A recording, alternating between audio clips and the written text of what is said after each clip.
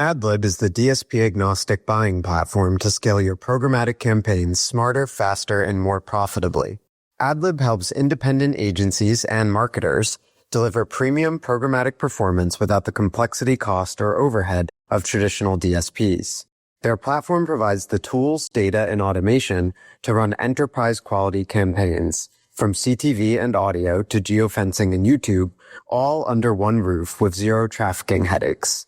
Plus, they're not just a platform, they're your growth partner. The AdLib team helps you win new business, expand budgets, and deliver measurable ROI that keeps clients coming back. It's time to unlock programmatic. Join leading marketers worldwide who are using AdLib to deliver more campaigns with better results. Check out getadlib.com. Welcome to Open Market, a podcast about building companies in the advertising industry. I'm Joe Zappa. I no longer have the flu, and I'm joined by Eric Franchi. Thankfully, a healthy Eric Franchi, and thankfully we're on Zoom. Stay the hell away from me. Somehow you remain healthy, and I'm just constantly being dragged into illness, but nevertheless, I continue to rise. Strong constitution. Good to hear you're doing better. What are we talking about this week, Joe? TVSci, a Purium portfolio company and SharpPen client, was acquired by Pinterest in what is probably one of the biggest ad tech acquisitions of the decade, just in terms of significance. So let's talk about why it's so significant. Yeah, absolutely. So on TVSci, I've worked with Jason specifically on TVSci since 2020, probably 2019, we first started talking. So I've been involved with the company sometime.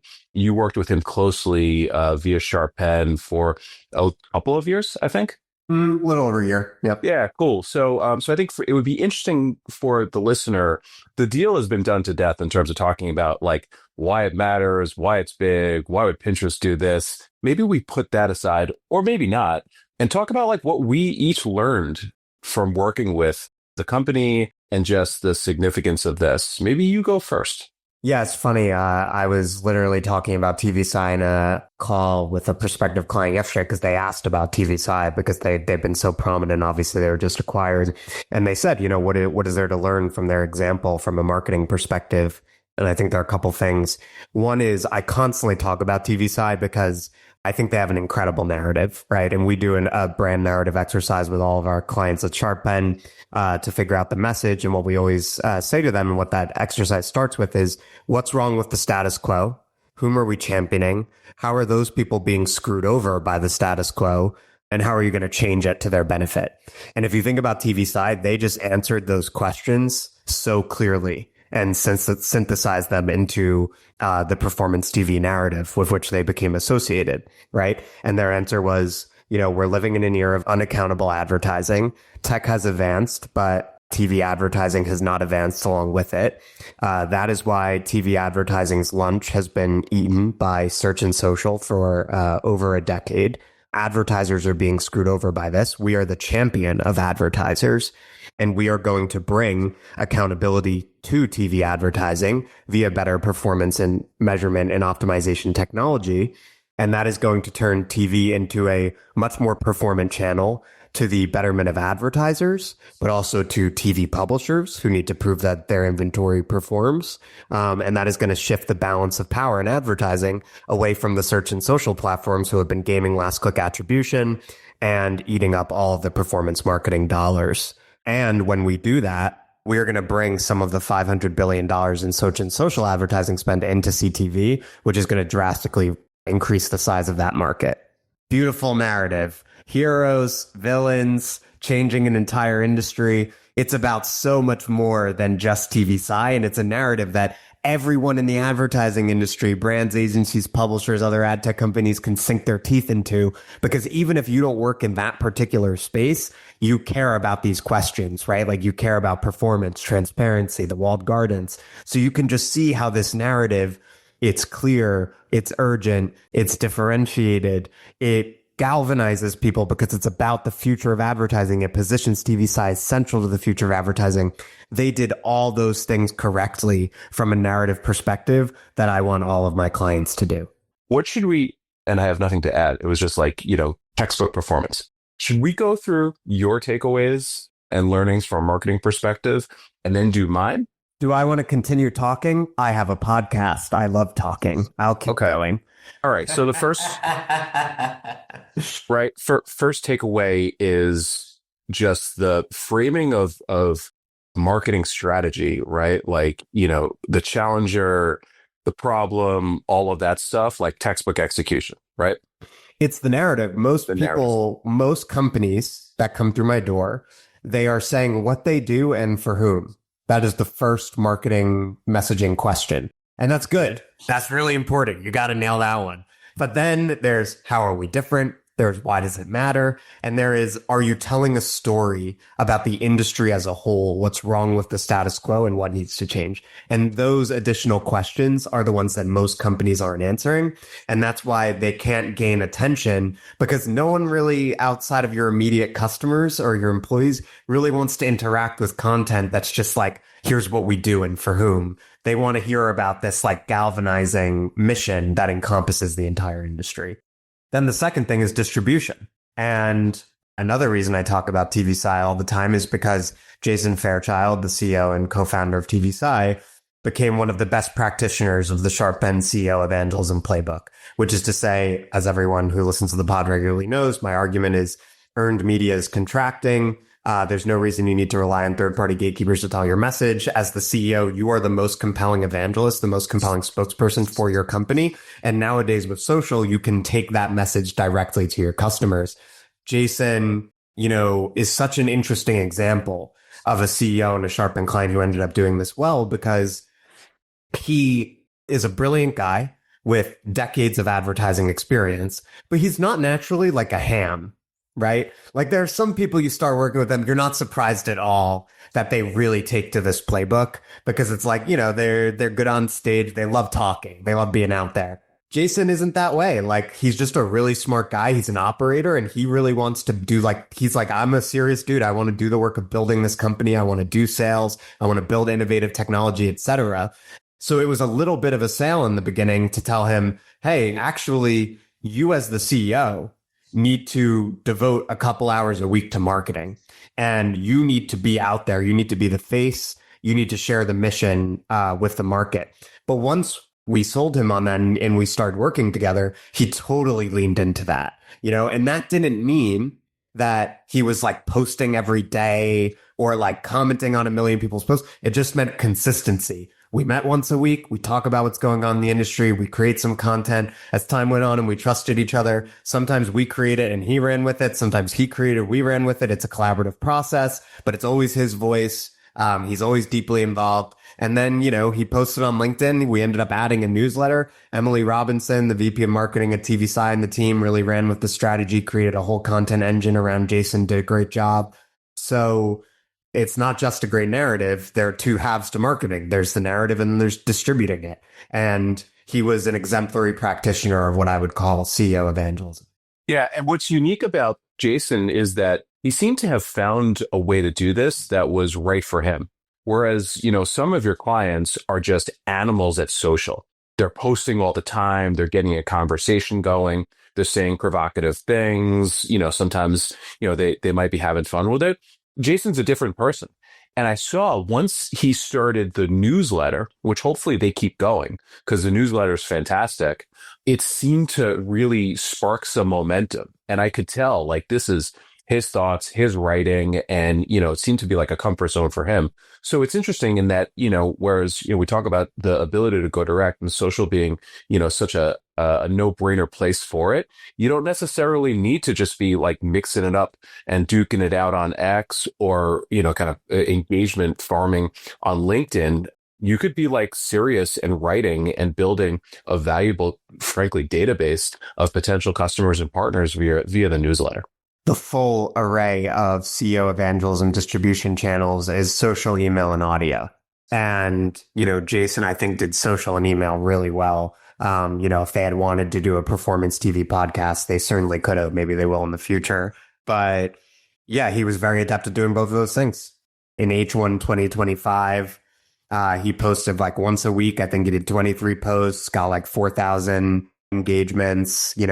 That stuff adds up. Like CEOs ask me all the time in the sales process, how are we going to measure the efficacy of this? It's one, are we getting attention from the people who matter? And then two, are we seeing those people whose attention we're getting showing up in the pipeline? And I think when the whole industry is aware of you and talking about you, and when you are defining your category and setting the terms on which it's discussed, that is inevitably not only going to bring in more leads, but it's going to put you in a more advantageous position in sales conversations and in customer conversations, because people see you as inevitable. They see you as an authority, and you're conditioning how they view the category that they're buying in. What are your lessons? I'm going to talk about this from an investor perspective. We've had great exits along the way that we've been doing this now for 8 years. TV Scientific is special in a few ways, and notable because it was acquired by a consumer-facing Silicon Valley company, right? So like a highly strategic exit. The terms were not disclosed. I'm not at liberty to talk about this stuff, but everybody was very pleased with the outcome. So this is a reflection on success. And, what am I taking away in terms of my investing and how I'm thinking about investing in companies in the future? The first one, and I've talked about this in previous pods, but this really underscores it, which was this idea of big market times, non-consensus. We started talking in, as I said, 2019, 2020. It was very clear that CTV was going to be a big market, but basically everyone just assumed that there would be this ipso facto, wall of brand marketing dollars that are just going to come from linear television to CTV, and they would just eat away incrementally at the linear television market. And to a degree, that is happening because linear is going down. TV is an amazing way to reach consumers. More brand marketers are adopting CTV. And you said this in your original discussion about what you learned, but, Jason just hit me over the head with this thesis of, I think everybody is right, but they're ignoring what the big opportunity could be, which is, hey, if the digital rails are here via programmatic, and we can figure out how to make this as measurable and easy to buy as search and social, this market is going to be way bigger than anybody gives it credit for. And this is the company that I want to build. And, along the way, we can, as investors, we can't take credit for basically anything. We could just take credit for the decisions that we've made at key times and our ability to help the company when they needed. I think that taking the uncomfortable leap of, wow, this is a non-consensus and almost contrarian idea in a market that's so enormous and has so much potential, he could be wrong. But man, if he's right and they execute, this can be a tremendous outcome. I give our team credit for, thinking downside's known, right? It's our check size. The upside could be enormous. So I'm taking away this idea of, trying to look for these non-consensus ideas in big market opportunities. Most of them probably aren't going to work out, but man, when they work out, they can be really, really special. So that was takeaway number one for me, and somewhat aligned with what you were saying in the beginning, which was, what are we attacking, right? We're attacking this idea of, a market that everybody takes for granted is going to go one way. Yeah, it's interesting. Obviously, TAM is a part of any investor conversation, but it's interesting to think about it as being specifically challenging the consensus on TAM, right? Actually, this market is a lot bigger than other people are seeing. If you can make this tweak, and obviously that tweak is what their company was founded on, i.e. making TV attractive to performance marketers. It also makes me think about something I hear Silicon Valley investors say a lot, which is that often with the big wins, the market is bigger than had been anticipated. Exactly. Everybody thought that the market would be 80 billion, or 70, 80 billion, right? Which was the linear TV market was or is, even though it's in decline, Jason's view, and I have the original decks, it's no, the market opportunity is 250 billion. So, it was a very interesting case study of that. So, big market, times non-consensus idea can lead to, really, really incredible outcome was takeaway number one. Takeaway number two is, this is not an original saying. This is something I picked up from Marc Andreessen, which was, in startups, we hear a lot about product market fit. In investing, one of the things that I've come to really look for is founder market fit. Right? Is somebody built for this business. Everything could change. The future's unknown, like, like asterisks across the board. But, if their idea is right, are they the person and is this the team to execute on this vision? And with Jason, he was very uniquely suited to do TV scientific because his background, it started in search. He was an executive at the first search engine. Those things don't even exist anymore, right? But, in the early days, he was executive at the first search engine. It was called Overture. It was acquired by Yahoo. So he has this like deep search DNA and really understands search from a number of perspectives. And then he went and built OpenX, which was one of the original like programmatic players and a pioneer in many things. And again, if you go back to what we talked about earlier, which is, what do we need for performance CTV vision to become a reality? You need to understand programmatic, right? Which is the, way this ends up being bought. But then you really need to understand how this stuff all connects to some of these other channels like search. And if you would put that on paper and do a LinkedIn search of the people that have built these businesses before that might be able to synthesize all this stuff into what TV Scientific ended up becoming, there's going to be one result, and that's going to be Jason Fairchild. So I've come away with this appreciation of like founder market fit. And if we squint at some of the companies that we've invested in at Aperium that seem to be doing well or have done well and are poised for really interesting things, a lot of them kind of look like this, which is obviously they're the team that you would bet on to execute on this one idea. So founder market fit is a big takeaway. And, some of the investments that I think you will see from us over the course of the coming months, probably going to look like this. Who knows, right? So many things are sort of unclear in the future. But again, when it works out, it seems to be so obvious in retrospect. Yeah, I think Jason's vision from the beginning is why shouldn't, TV work like search and social, if not better? And, he was one of the guys who, in my understanding, has helped invent the search auction, right? So he, he would have been in a good position to know if CTV could, in fact, replicate those dynamics.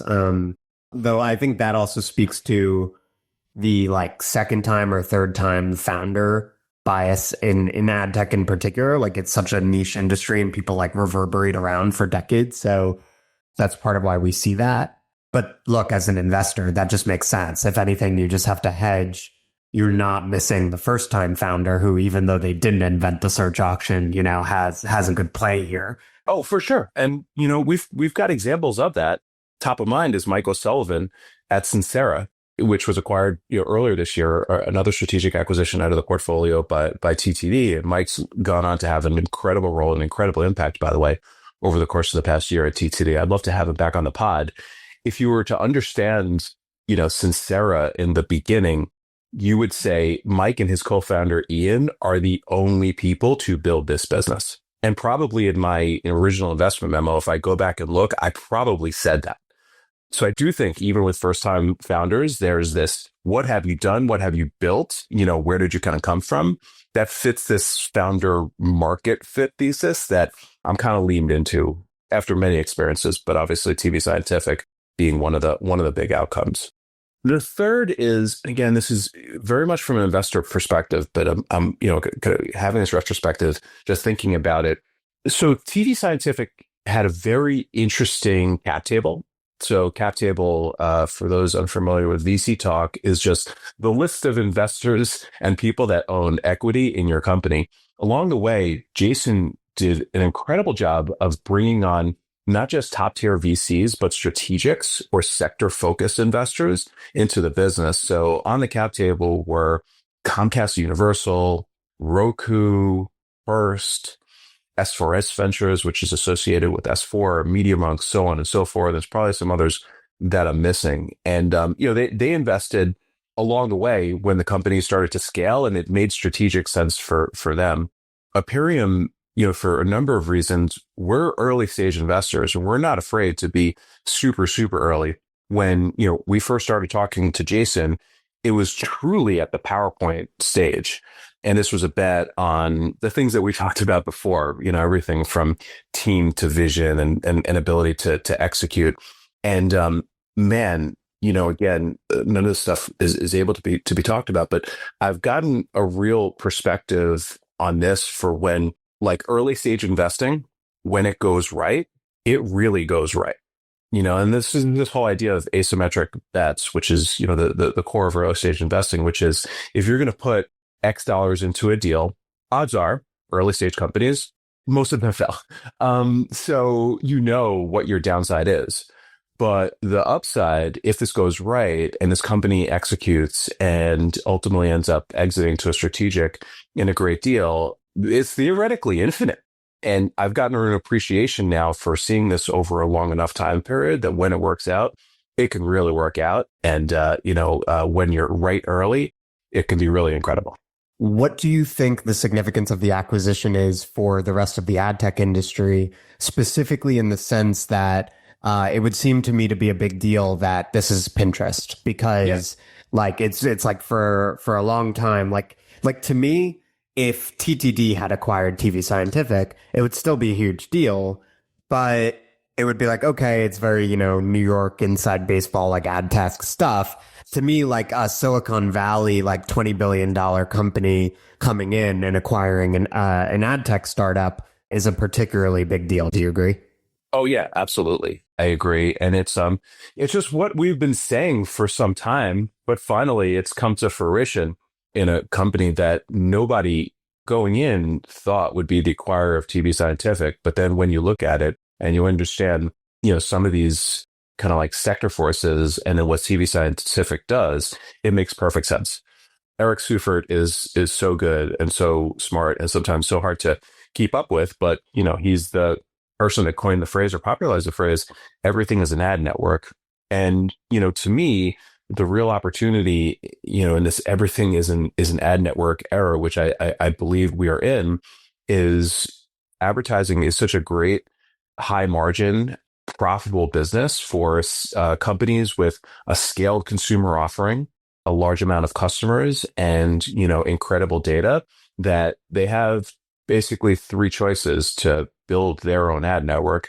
Is build, buy, or partner, and you're going to see more of all of that in the future. But, I think this is perhaps a bellwether of the buy decision helping to accelerate not just a strategic's ability to get into the advertising space, but open up a fast growing channel such as CTV. So I give Pinterest a ton of credit for this. I'm super excited to see what they do with this. They could become a big force in advertising in a pretty short time period if they pull this off correctly. All right. Yes, sir. Shall we close it there? Have a great 2026. We'll have lots of content for you. Thanks. Bye-bye.